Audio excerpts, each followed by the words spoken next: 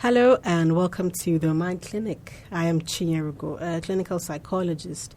On this episode, we will be discussing becoming stress-proof. And we're going to just look at more like focus on building resilience in this stressful or trying times.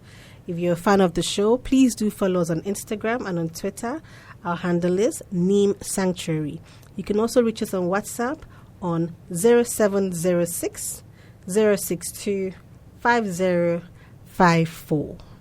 On this episode, we're going to be speaking with a highly qualified psychologist. She's also experienced in her work. Her name is Rabia Anissa Idris. Before she speaks, I'm going to give you a little profile about her so you know who we're talking to. So she has certifications in social psychology, the science of well-being, psychotherapy, counseling, trauma-informed care practice, and cognitive behavior therapy. With a passion for helping people, she's dedicated her career to supporting individuals through challenging times and helping them achieve their personal goals. She's the owner of a private practice called Sane Mind Wellness and specializes in psychotherapy, counseling, and assessment. She has gained expertise in anxiety and depression, relationship issues, trauma, and stress management. So that's exactly why we have her here. She's an expert in stress management. But she also specializes in working with children and adolescents and helping them develop skills and strategies that they need to navigate life's challenges successfully. In addition to her private work, she also engages in community outreach efforts, including public speaking and engagements, educational workshop, and advocacy for mental health issues. Rabia's dedication to the field of psychology has earned her a reputation as a respected and influential member of the Nigerian Psychology Association and the American Social Psychology Network. All right. So, thank you, Anissa, for joining us. It's a pleasure to have you here. Thank you for having me. It's a pleasure. So, stress-proof. What did you think about that topic, becoming stress-proof? Okay. To become stress-proof, it's a combination of things. It's a combination of cognitive, emotional, and social skills that allows you to cope and bounce back from stress and similar adversities. There are a number of qualities that will make one stress-proof per se, even though the whole idea of doing away with stress is mythical. So you're about to get into the conversation that stress cannot be avoided, can it? It can't be avoided altogether. It can be managed with the right techniques and the right tools. Mm-hmm. So having a positive mindset works for you. Whenever you find yourself in a difficult situation, it's important to look past the challenges and find the opportunity in the presented challenge. What's going on here? This and this. And that's not to say you ignore the challenge or you ignore the problem. Acknowledge that this is a problem. But between this problem is an opportunity for me. Am I broke? What financial decisions am I making that are making me broke? What can I do to make better financial decisions? It could be that you need to equip yourself in the knowledge of finances. It could be that you just need to save extra or you need to make investments, all of those things. So it's when you look at the problem and you are searching for an opportunity inside of that problem to develop yourself. Yeah. Flexibility, your ability to adapt in most situations will help you build a proof system or proof walls against your stress. And you have to have the mindset of a problem solver. Don't stay stuck on the problem. This happened and you're dwelling on it for days and weeks and months. Know that it's okay for you to acknowledge that, yes, this is a problem, but at some point you're going to have to push yourself out of that problem. You can't stay in that problem and expect a solution to come to you. Then having a social support system that works 100. Just someone to fall back on, just to talk to, just let them know this is what is going on. And I'm kind of feeling helpless at this point. that goes a long way. That is therapeutic in itself. Yeah. And then emotional regulation, the power to know when to react, how to react, where to react in a healthy way, not in ways that will harm you and harm the people around you. Yeah. Self-care, I talked about self-care earlier. That helps you so much. It's you taking care of yourself, taking time for yourself to tell yourself, I am important and this time is mine. Look at your challenges as opportunity. And that's not to say, again, ignoring the challenge. No, it is a challenge and it's difficult. But there's an opportunity somewhere buried in there. And then the power of time management. Schedule your time. Write things down. Set reminders. You can set it on your phone. You can have reminders as a bullet journal, whatever works for you. But it's very important that you are intentional with your time. Yeah. So if there's one thing that we've picked up from what you've said is that, one, stress cannot be avoided. You can't run away from stress, but you can manage stress. Yeah. And I know you've talked about some of the qualities of stress-resilient people. Can I ask you to please go back again in bullet points and just say it to us again so that we can, just grab those bullet points of what you said? What are the qualities of stress-resilient people? Okay. So they have a positive mindset. They have a flexible mind, the ability to adapt. They're problem solvers.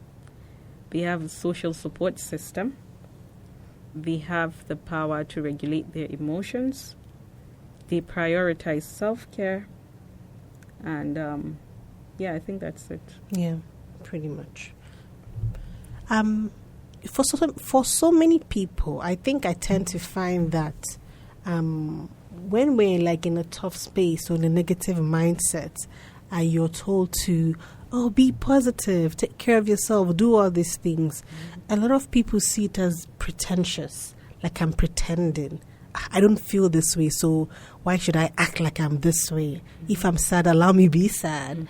How can you help someone manage that? Because if we're talking about stress-resilient people, we talk about people that are flexible, people that have a positive mind, positive state of mind. So how can you help someone who's perhaps struggling with this thought of, I don't want to pretend? This is something I love to talk about a lot. I think as humans, somehow we have been conditioned and we do ourselves a great injustice when we think that having a positive mindset is to numb the feelings that come with the challenges or the stress or whatever we're going through. We just assume if you slap me now, for example, the only right thing for me to do as someone that is strong and emotionally healthy is for me to probably smile about it or just walk away and ignore it. And I think the idea of having a positive mindset somehow has been corrupted by this thought that you will be going through stuff, but you're suffering and smiling, basically. Okay. There is no need for you to pretend if you take a positive mindset for what it is, and that is you accept, like I said, accept it, acknowledge it. Give yourself that security, that safety, that feeling of safety deep inside of you that I'm just not okay with what's going on. And it's okay for you to embrace that in all of its complexities. You are not okay. Things are happening to you and it's difficult. Sit with those emotions, acknowledge those emotions. Ask yourself, what do I need to come out of this? Or what do I need at this moment? And when you accept and embrace that, then you begin to think of ways to face that challenge, as opposed to ignoring the whole fact that I'm not okay. And you're just trying to stay positive, stay hopeful. No, they're not mutually exclusive. They can exist in the same space, in your mind, in your heart. You can find that you're not okay with things that are happening to you, and at the same time, you're looking for ways to get yourself out of that. And that's fine. Yeah, definitely. There's also this element of exaggeration that can come with the anxiety that we get from stress, because one thing is feeling in one side, we attribute that that's the way the entire life is going to be. We just exaggerate it, and we fail sometimes to also look at other things that could be working. Other parts of our lives that could be working. What role does that perhaps play in being resilient? I kind of don't get the question. Can you come again? So a lot of the times we focus on the things that are not working. We focus on the negative. We focus on what's causing us the pain and the stress, and we fail to also acknowledge the things that are working. Yeah. I know there's a conversation about addressing it and facing the negatives and the things that are causing us stress. How about also the things that are working? Where does that come into play of not... we're not ignoring the things that are not working, but we're also acknowledging some things that are working and the things that are not working. Okay. We're also acknowledging the positives while we acknowledge the negatives. So, where does that play? Where does that come in helping us be resilient? Or does that even matter? It does matter because, like I said, there's a balance. They're not mutually exclusive, right? You have to acknowledge that I'm not okay with everything happening right now, but at the same time, you're trying to find a rainbow. You're trying to find the light at the end of the tunnel, right? So that balance is very important, and that's why I think I always preach this: step out of the situation. Step out of it and just look at it holistically and see that, okay, fine, this. You see, whenever your mind is stressed out, it clouds all logic and judgment and your power of making decisions for you, right? And so the first step for you will always have to be to acknowledge those emotions. Feel seen. Allow your inner self to feel seen, to feel heard, to feel understood. And with that acceptance, it will be a lot easier for you to look at the brighter side of things. Yeah, definitely.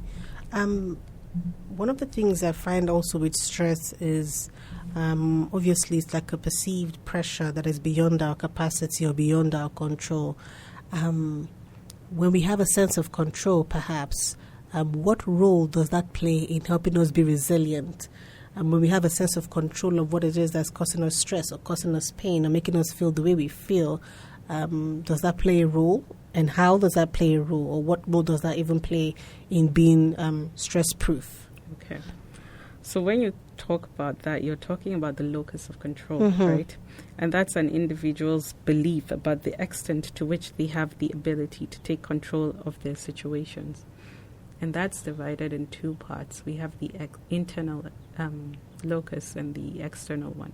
So when you think about the internal one, you're looking inwards as opposed to outwards. Yes, these things are happening. I don't have any control on the way this person or that person treats me.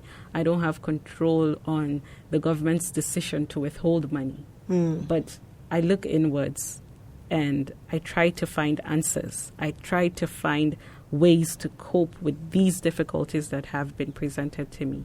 And when you think about the external locus, this mindset is fixed on the blame game. If this didn't happen, that wouldn't have happened. If this didn't happen, that wouldn't have happened. And research has shown time and time and again, to properly be able to cope with stress and a lot of mental health challenges, you need to people with an internal locus of control are more likely to overcome stress, to cope better with stress than having that external outlook. Great. With all these that have been said, does it ever get better? We've talked about being resilient, we've talked about things that we can do to manage stress, Does it get better? I'll be a pessimist if I said no. It does get better. But the problem with us humans is we expect healing to come to us. We don't go to it. Okay.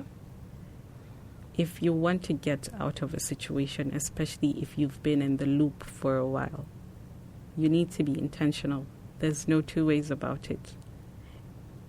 I have had people knock on my door so many times and tell me I lack motivation, and I tell them this: motivation won't come to you. You need to work to get to it. It will meet you halfway, but it has to see that you are putting in the work.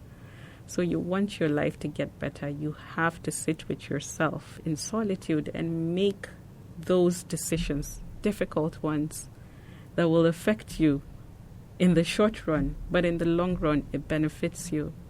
I've had this conversation before with a lot of psychologists, and it's a video I came across that has stuck with me. And this person was given an example of how when your boss tells you, I need this document done by 6 o'clock, you will do everything you can to ensure that document is done by 6 o'clock. And if by 5:30 it seems like a dream and it won't come true, you best believe you will be picking up your phone to apologize to your boss that 6 o'clock is not doable. But you tell yourself you will do something as simple as, let's say, you're taking out the trash. Chances are you can go 3 days ignoring that trash. And the reason is this: you respect your boss, you don't respect yourself. So you need to make tough decisions.